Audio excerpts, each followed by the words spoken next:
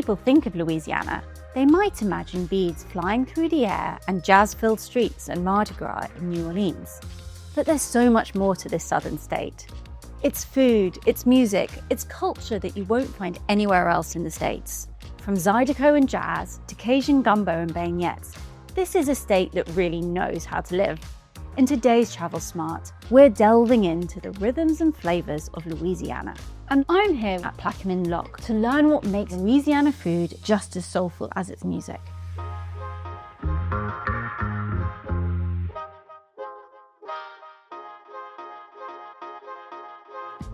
Louisiana is one of America's most distinctive states. French, Spanish, Caribbean, African, and indigenous cultures have all left their mark here, which is why it feels so different from neighbouring states.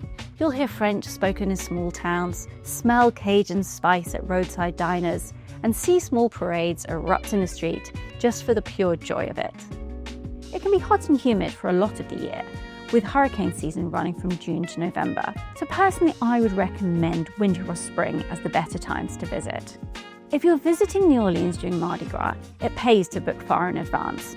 But it's also worth remembering that there are plenty of festivals throughout the year, including Jazz Fest in spring and Zydeco trail rides, which are a kind of Creole horseback parade with live music.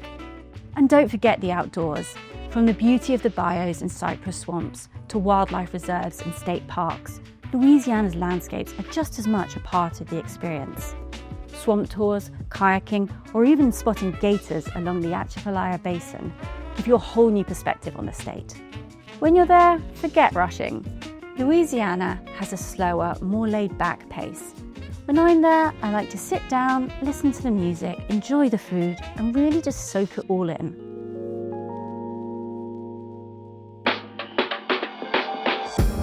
New Orleans is where jazz was born, and you still feel that energy almost everywhere you go. One of my favourite things to do in the city is just to wander up and down Frenchmen Street, popping into different bars and finding quirky new spots. Preservation Hall has been the spiritual home of jazz since the 1950s, and you can still find live music played there pretty much every evening. The French Quarter is the city's beating heart, rebuilt by the Spanish after the fires in the 1700s, which is why its pastel-coloured townhouses and wrought iron balconies feel so distinctive. Jackson Square and St. Louis Cathedral provide the picture-perfect backdrop, and along Royal Street you'll find street performers and local artists. If you're after something a little outdoorsy, I'd recommend taking a stroll on the Moonwalk Promenade along the Mississippi. The Natchez Steamboat is another popular choice. You can take a jazz cruise along the river and really take in the sights. And of course, you can't leave New Orleans without trying beignets with a cup of strong coffee. It's a sweet, simple ritual that's part of everyday life here. If you're lucky, you might catch a second-line parade, where brass bands lead crowds of dancers through the streets. It's loud, chaotic, and totally unforgettable.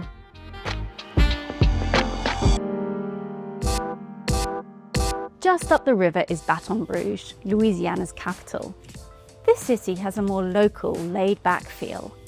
The old state capital looks more like a Gothic castle than a government building, and the Mississippi riverfront is perfect for an evening walk with live music drifting from local bars.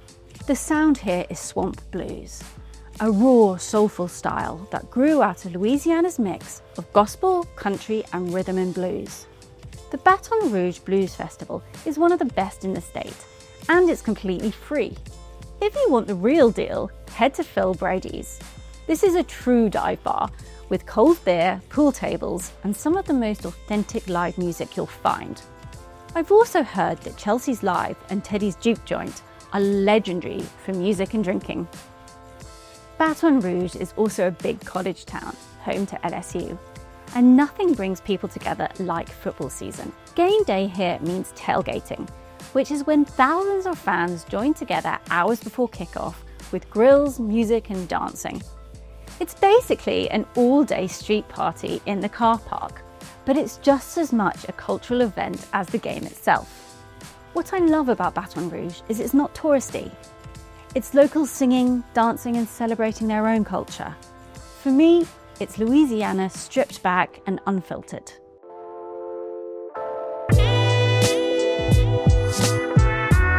Lafayette is often called the cultural capital of Cajun country. The city lives and breathes music, from accordions and fiddles spilling out of dance halls to locals two-stepping late into the night.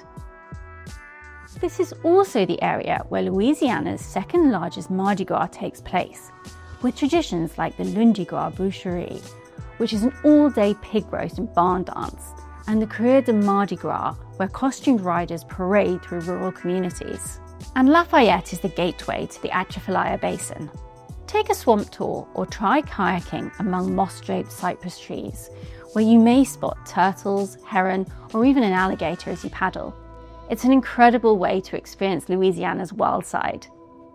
And back in the city, this is where Cajun food really shines. Gumbo, jambalaya, po' boys, and crawfish boils are classics that are guaranteed to bring everyone around the table.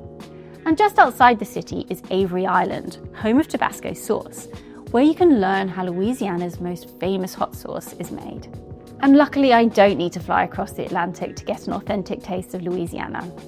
Right here in London at Plaquemine Lock, I'm about to get a crash course in Cajun cooking with head chef Tom to learn what makes it so unique and understand why Louisiana food is just as soulful as its music.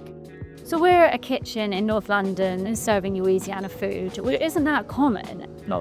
What do you think makes it work? The hook for me was oysters. Okay. So my family was in East London digging oysters out of canals going a few generations back. When I first went to New Orleans, I remember the first night arriving, going to a little oyster house on the end of the street, and there were just 3 guys shucking. It was cash only. You could get a bottle of beer. I remember watching kids come in after school and get fried oysters, like they get fried chicken over here. Suddenly that whole East End Cockney oyster connection made sense to me. So when I took over this kitchen, that was one of the things that I was quite explicit I wanted to make happen. I wanted accessible oysters and just tie that whole Creole Cockney connection. So Tom, Cajun food is a huge part of the culture in Louisiana. Can you tell me what we're going to cook today? Yeah, so we're going to cook some gumbo. So on its most basic level, gumbo is a soup. On a deeper level, gumbo is a way of life. It has to be thickened with either okra, with sassafras, or with roux. So those are the 3 big influences on Louisiana cuisine. So you have the roux, which is coming from France, you have the okra, which is coming from West Africa, and you have the filet powder, which is coming from Native American Indians. How are we cooking it today? I like my gumbo to be the greatest hits. So in here, we're going to have chicken, we're going to have sausage, and we're going to have shrimp, and we're going to have okra, and we're going to have roux. If you're in Louisiana, you might have 2 or 3 of those things. We start with the Trinity, then we get in our sausage, then we get our roux. We use a mix of chicken stock and shrimp stock.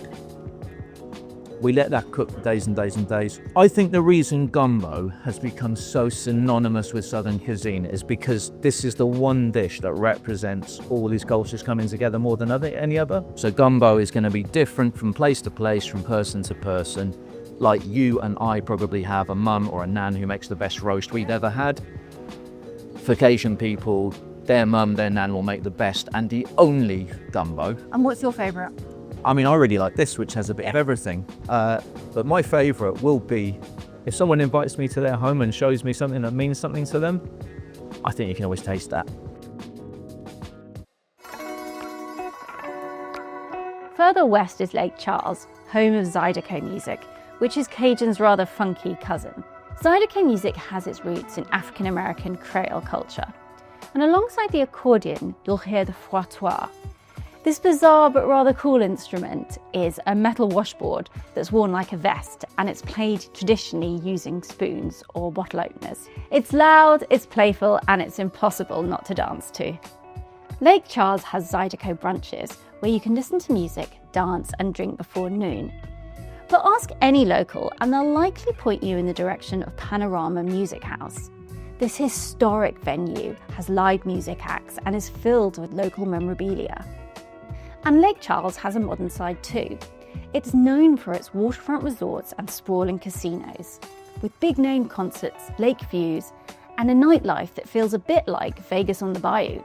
But if you want to change of pace, head to the Creole Nature Trail. This is known as Louisiana's Outback, a scenic drive through marshes, beaches and wildlife refuge, where you'll spot hundreds of species of birds and possibly even an alligator at the roadside. Louisiana is a state that doesn't just show you its culture, it throws you right into the centre of it. So if you're looking for a holiday that's loud, colourful, delicious and full of soul, Louisiana is waiting. For more recommendations on Louisiana travel and for tips and insights into other destinations, visit independent.co.uk/travel. See you next time.